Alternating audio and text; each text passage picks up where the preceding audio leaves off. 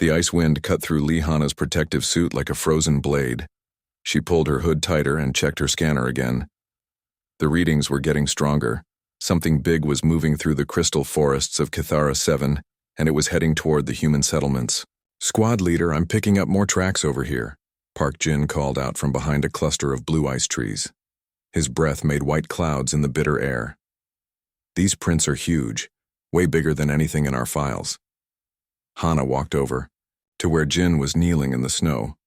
The footprints were massive, each one the size of a dinner table. They were deep too, which meant whatever made them was incredibly heavy. The strange thing was how they were arranged. Most animals left random tracks when they walked. These prints showed a pattern, like the creature was thinking about where to place each step.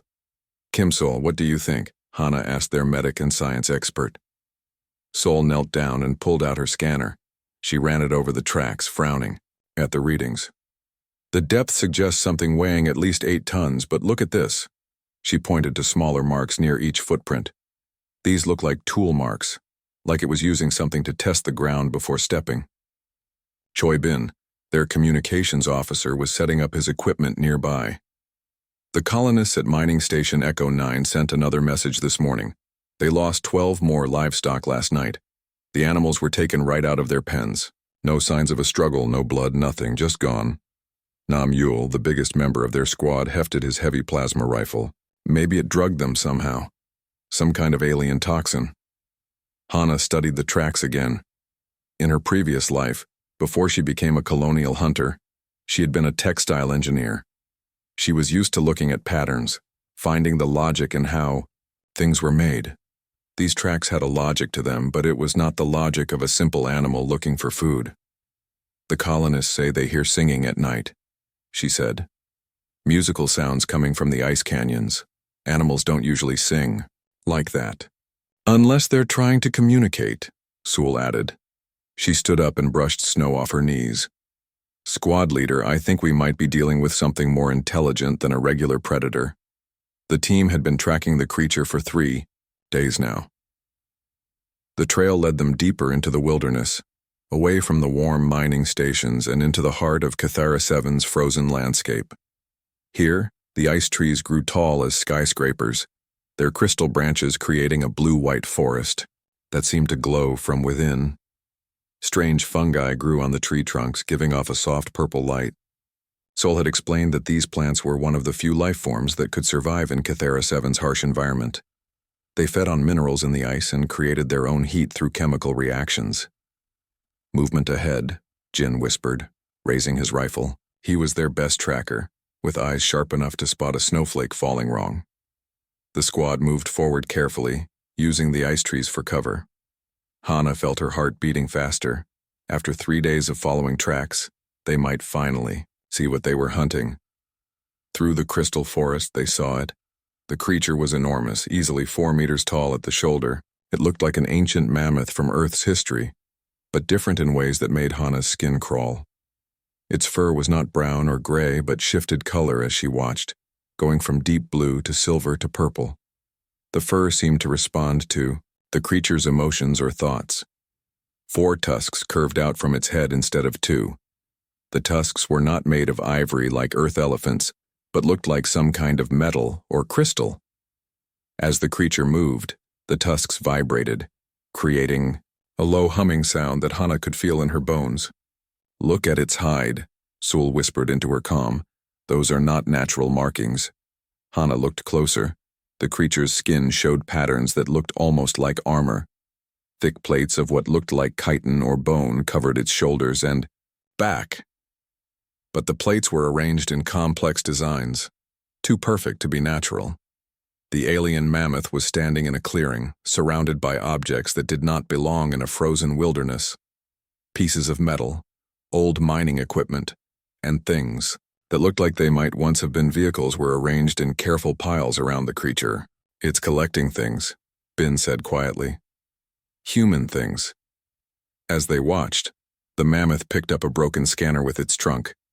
It examined the device carefully, turning it over and over. Then it placed the scanner in a specific spot with other similar objects.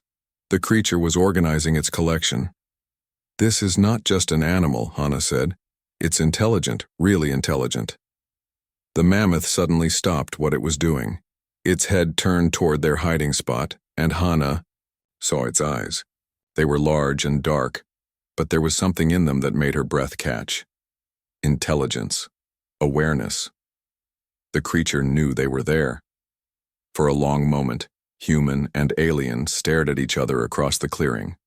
The mammoth's tusks began to vibrate faster, creating a sound like music. Not random noise, but actual melody. Complex patterns of notes that seemed to tell a story. It's trying to communicate, Soul breathed. Then the mammoth did something that surprised them all. It stepped back from its collection and lowered its massive head. Not in aggression, but in what looked almost like a greeting. What do we do? Squad leader? Jin asked, his finger still on his rifle's trigger. Hana thought about the missing livestock, the careful way the creature arranged its collection, and the musical sounds the colonists heard at night. This was not a simple predator. This was something much more complex and dangerous. We try to talk to it, she decided. But stay ready. If this goes wrong, we might not get a second chance. The mammoth waited in the clearing, its color changing, fur shifting through shades of blue and silver. Its musical humming filled the air, and for the first time since they started this hunt, Hana wondered if they were the hunters or the hunted. The creature's dark eyes never left them as they stepped out from behind the ice trees. Whatever happened next would change everything they thought they knew about life on K-7. Hana stepped into the clearing first, her hands visible and empty. The alien mammoth watched her with those intelligent dark eyes, its tusks still humming their strange music. The collected human artifacts lay scattered around the creature like offerings at a shrine. Easy now, Hana said softly, though she knew the creature probably could not understand her words. We just want to talk. Behind her, Jin kept his rifle lowered but ready. Sool had her scanner out, taking readings of the creature's biological signs. Bin was already working with his communication equipment, trying to find a way to translate the mammoth's musical language. The creature's fur shifted from blue to a warmer purple color. It took a careful step forward, and Hana noticed how gently it moved despite its massive size. Each footstep was placed with precision, avoiding the artifacts scattered on the ground. Squad leader, Soul whispered into her comm. The readings are incredible. This creature's brain activity is off the charts. It's not just intelligent, it's actively thinking about us right now. The mammoth made a low sound, different from its musical humming. It reached out with its trunk toward a broken piece of mining equipment, then looked at the humans. It was showing them something. I think it wants us to understand its collection, Hana said. Bin looked up from his equipment. I'm getting patterns in its vocalizations, complex mathematical sequences. This thing is trying to teach us its language. The mammoth seemed pleased by their attention. It moved to another pile of objects, these ones older and more weathered. Some of the items looked like they had been here for years, covered in ice and frost. How long has it been collecting our stuff? Jin asked. Soul checked her readings again. Based on the weathering patterns, some of these artifacts could be decades old. This creature has been watching humans since we first arrived on K-7, the HFY. Mammoth's behavior suddenly changed. Its fur darkened to a deep red color and its musical humming became sharper, more urgent. It was looking past the humans, toward the edge of the clearing. What's wrong with it? Yule asked, raising his heavy weapon. That was when Hana realized their mistake. The creature was not angry at them. It was trying to warn them about something else. A second mammoth emerged from the ice forest. This one was smaller, but moved with obvious aggression. Its fur burned bright orange with rage, and its tusks created a harsh, discordant sound that hurt to hear. 2 of them, Jin breathed. The files never mentioned 2. The first mammoth, the one they had been trying to communicate with, stepped between the humans and the newcomer. It made urgent sounds, like it was trying to explain something. But the aggressive mammoth was not listening. I don't think they're on the same side, Sool said quickly. The first one is trying to protect us. The orange mammoth charged without warning. Its massive bulk crashed through the artifact collection, scattering precious objects in all directions. The peaceful mammoth tried to block its path, but the attacker was too fast. "Take it down," Hana shouted. Jin fired first, his rifle sending plasma bolts into the charging creature's hide. The shots barely slowed it down. The mammoth's armored plates absorbed most of the damage, and what got through only made it angrier. Yul opened up with his heavy weapon, the plasma cannon sending massive bolts of energy at the creature. But the mammoth was already among them, its tusks swinging like deadly clubs. Jin tried to dive out of the way, but one of the tusks caught him in the chest. The sonic vibration from the tusk tore through his protective suit and into his body. He was dead before he hit the ground. "Jin!" Hana screamed, but there was no time to mourn. The mammoth spun around, faster than anything that large should be, able to move. Its trunk lashed out and grabbed Yul, lifting the big man off his feet. Yul managed to fire his cannon once more before the creature slammed him into an ice tree. The impact shattered both the tree and Yul's spine. Ben was trying to reach the communication equipment when falling ice blocks from the damaged trees trapped his legs. He screamed in pain, unable to move. "Help me get him out," Sol shouted, running toward the trapped man. But the aggressive mammoth was not finished. It turned its attention to Sol, seeing her as the next threat. Its tusks began to vibrate at a frequency that made the remaining ice trees crack and groan. The peaceful mammoth finally acted. It charged into its aggressive cousin, tusks clashing, in a sound like breaking thunder. The two creatures grappled in the center of the clearing, their combined weight shaking the ground. Hana used the distraction to reach Sul, who was trying desperately to free Bin from the ice. "We have to go," Hana said. "Now." "I can't leave him," Sul replied, tears freezing on her face.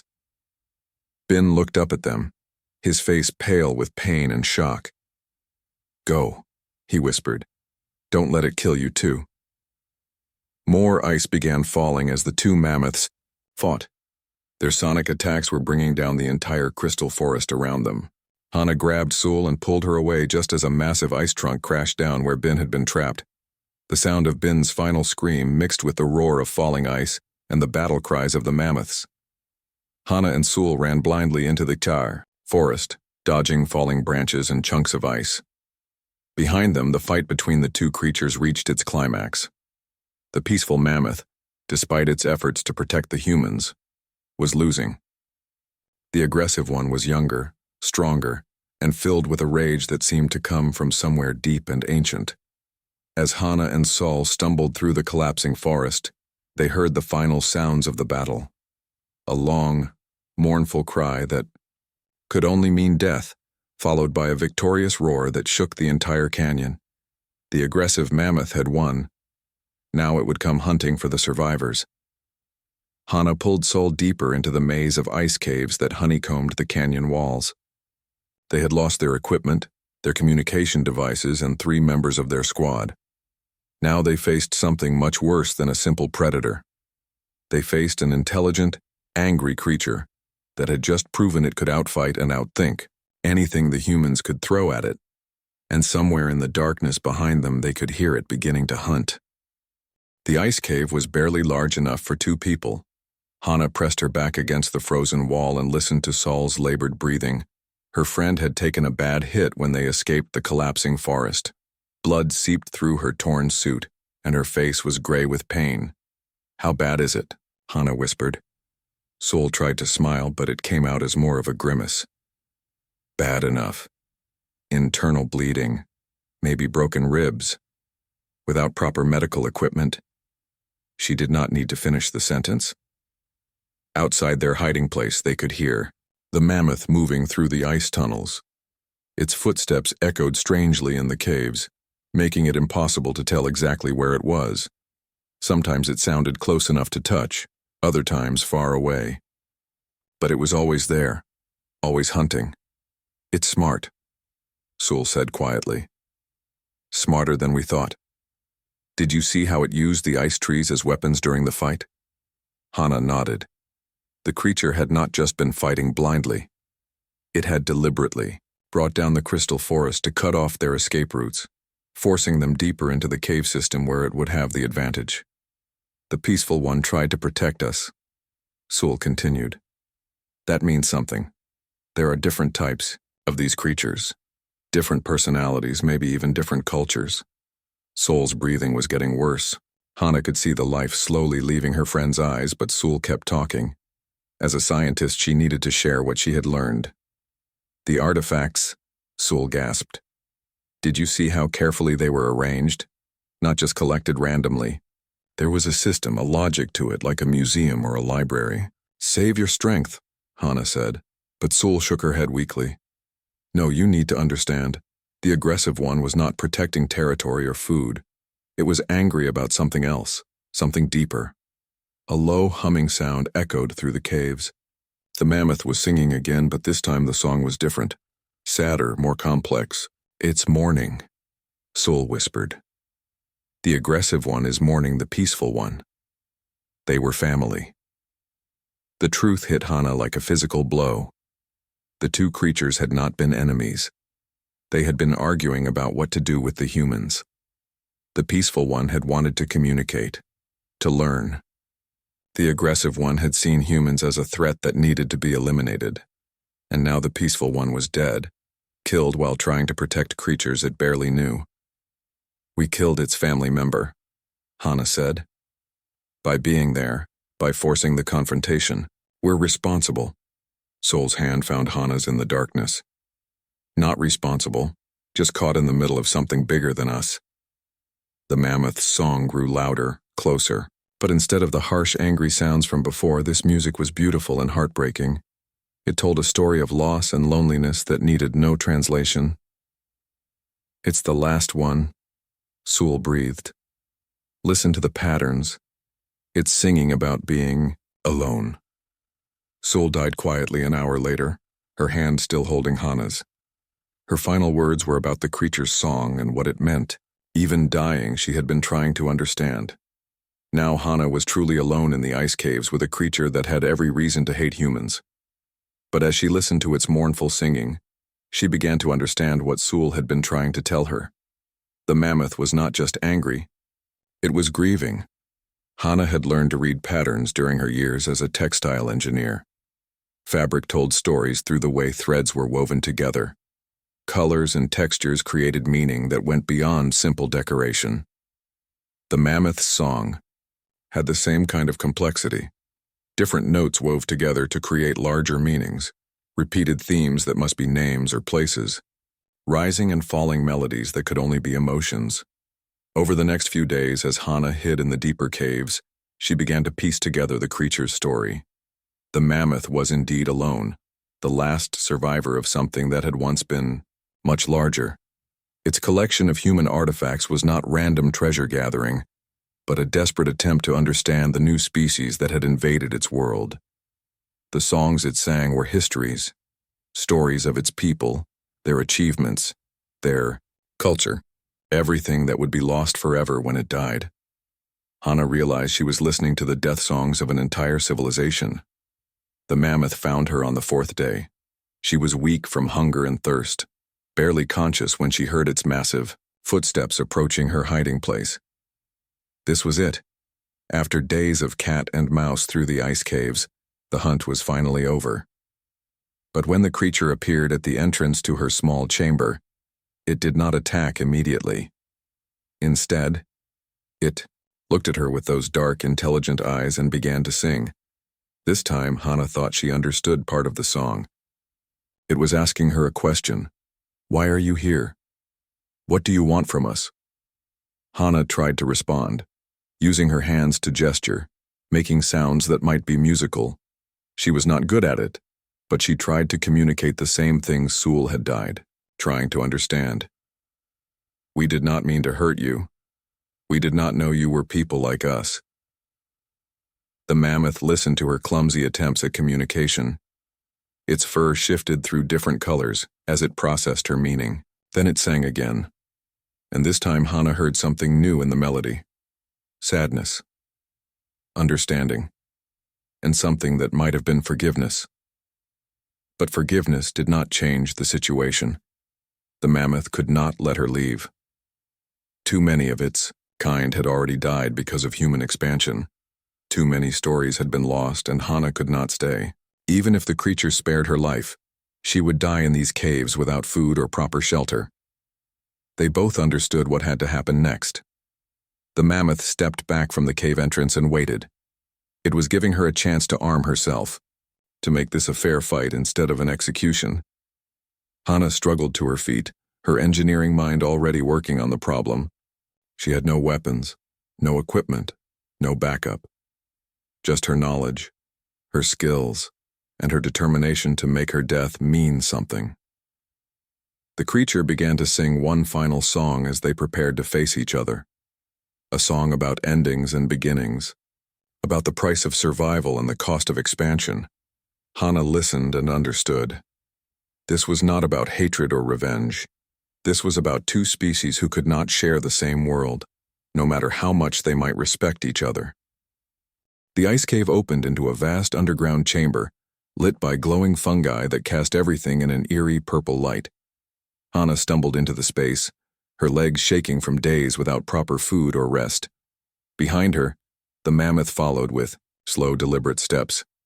This would be their battlefield. The creature stood at the far end of the chamber, its massive form silhouetted against the fungal glow. Its fur had settled into a deep blue color, almost black in the strange light. The four tusks caught the purple radiance and seemed to glow from within. Hana looked around desperately for anything she could use as a weapon. The chamber was mostly empty except for scattered ice formations and patches of the glowing fungi. But then she noticed something else. Chemical stains on the cave walls. The familiar marks left by mining equipment. This place had been a human mining site once, which meant there might still be supplies here. The mammoth watched her search, making no move to attack. It understood what she was doing and respected her right to prepare. This was not an execution, but a duel between equals. Hana found what she was looking for behind a fallen chunk of ice, an emergency supply cache, hidden by some long-ago mining team. Inside were basic tools, some emergency rations, and most importantly, mining charges, small explosive devices used to break up ice formations. She looked up to find the mammoth still waiting patiently. Its dark eyes met hers across the chamber, and for a moment, they simply acknowledged each other, two intelligent beings who had been forced into conflict by circumstances beyond their control. The mammoth began to sing, and Hana realized it was not a war song or a threat. It was introducing itself, telling her its name, its history, its place in the lost civilization of its people. Hana tried to respond in kind, speaking her own name and her story. She told the creature about her life as an engineer, about her friends who had died, about the human colonies that would continue to expand across Kithara 7 unless something stopped them. When their introductions were finished, they both understood. This fight was not about personal hatred. It was about the survival of their species and the tragedy of two peoples who could not coexist. The mammoth attacked first, charging across the chamber with surprising speed for something so large. Its tusks began their sonic vibration, creating waves of sound that cracked the ice walls and made the fungi dim and flicker. Hana rolled to the side, barely avoiding the creature's massive feet. She had attached the mining charges to a piece of broken equipment, creating a crude but effective weapon. The explosion would only work once, so she had to make it count. The mammoth spun around faster than she expected, its trunk lashing out like a whip. The appendage caught her across the chest and sent her flying into the cave wall. Pain shot through her ribs and she tasted blood in her mouth, but she held on to her makeshift bomb. The creature came at her again, this time more carefully. It had learned from their first exchange and was adapting its tactics.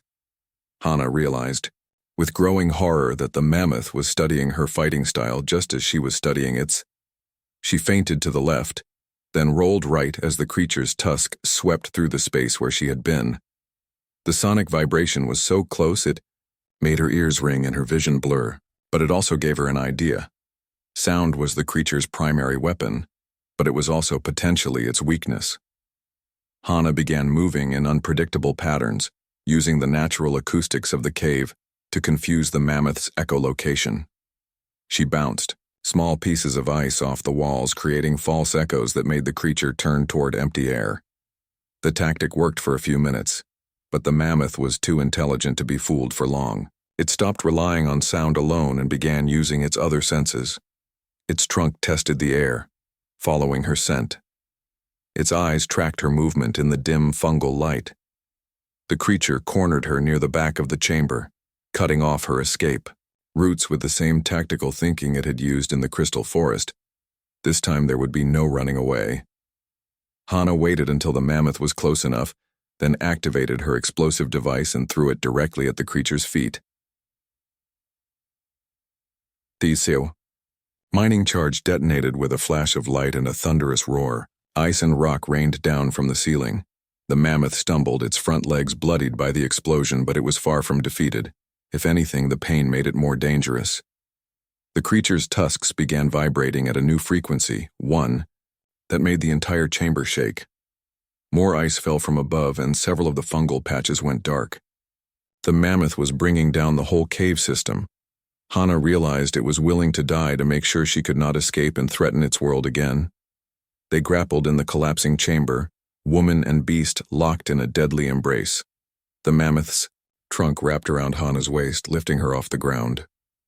She used her engineering knowledge to find weak points in the creature's armor, striking at joints and soft tissue with improvised weapons made from cave debris. The mammoth slammed her into the wall again and again, but each impact also drove sharp pieces of ice into its own hide. They were both bleeding now, both fighting with the desperation of creatures who knew only one of them would leave this place alive.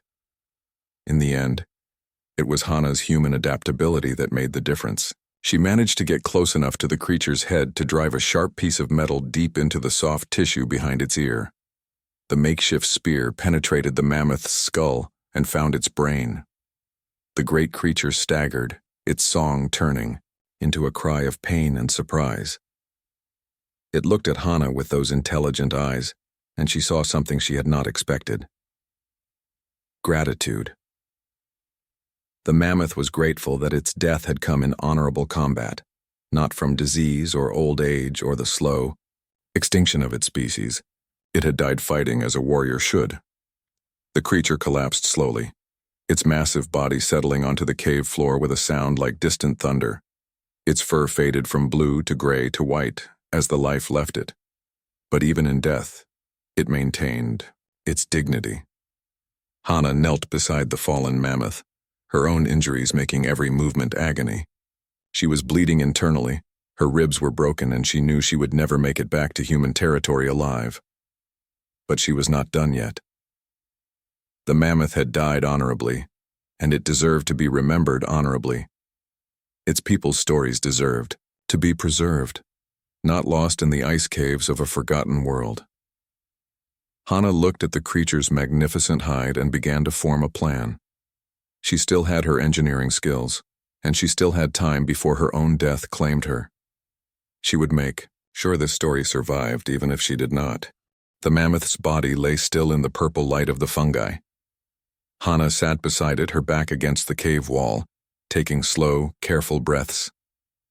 Each breath sent pain through her broken ribs, and she could taste blood in her mouth.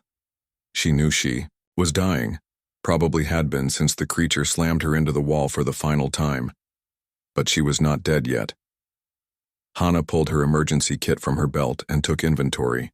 A small medical scanner, some basic tools, emergency rations she was too injured to eat, and most importantly, a molecular cutter designed for precision work on mining equipment. She looked at the mammoth's hide and saw not just the remains of her enemy, but the raw materials for something unprecedented. Before becoming a colonial hunter, Hana had spent 15 years as a textile engineer. She had worked with every kind of fabric imaginable, from simple cotton to advanced synthetic materials used in spacesuits.